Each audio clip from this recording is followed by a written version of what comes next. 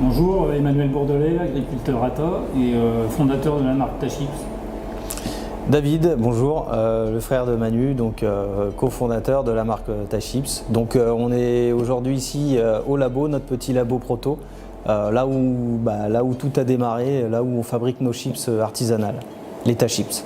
Alors les moyens de commercialisation de Tachips, c'est d'une part tout le réseau détaillant, donc les épiceries, tous les magasins de producteurs, Locavor, La Ruche qui dit oui.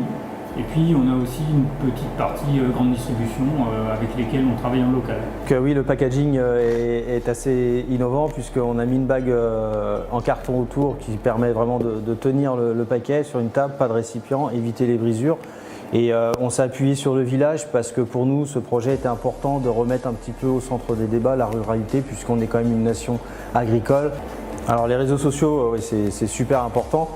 Nous, voilà, on a mis quand même le paquet, c'est le cas de le dire, sur la com, et les réseaux sociaux, on est obligé de passer par là. Nous, notamment, donc on est sur Facebook, Twitter, Instagram, enfin les principaux, et c'est vraiment un outil économique. On écoute beaucoup les retours de nos consommateurs via les réseaux sociaux, et c'est un super vecteur de communication.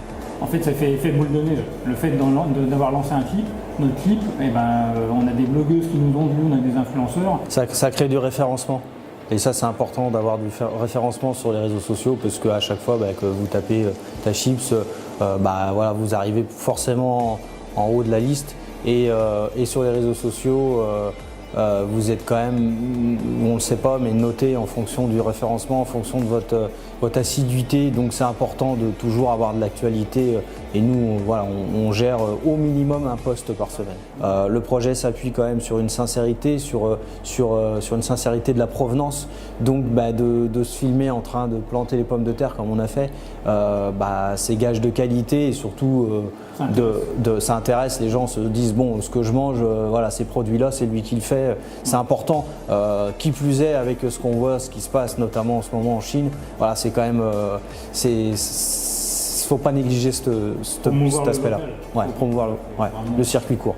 Booster une vidéo sur Facebook, c'est facile. Après, il faut choisir la bonne vidéo. Il faut être sûr qu'elle soit un peu intemporelle parce qu'on ne va pas aller booster un truc qui peut être perdu dans 6 mois. L'intérêt, vu que notre réseau de distribution il est pour l'instant local, c'était de booster localement. C'est vrai que Facebook, au premier abord, on se dit c'est du commérage, c'est juste pour les potes, tout ça. Non, c'est un réel outil économique hyper important. Et on a voulu booster le clip qui nous représente le mieux et qui parle aussi de notre métier. Et à l'heure de l'agribashing, c'est important de vraiment communiquer sur notre métier d'une façon positive.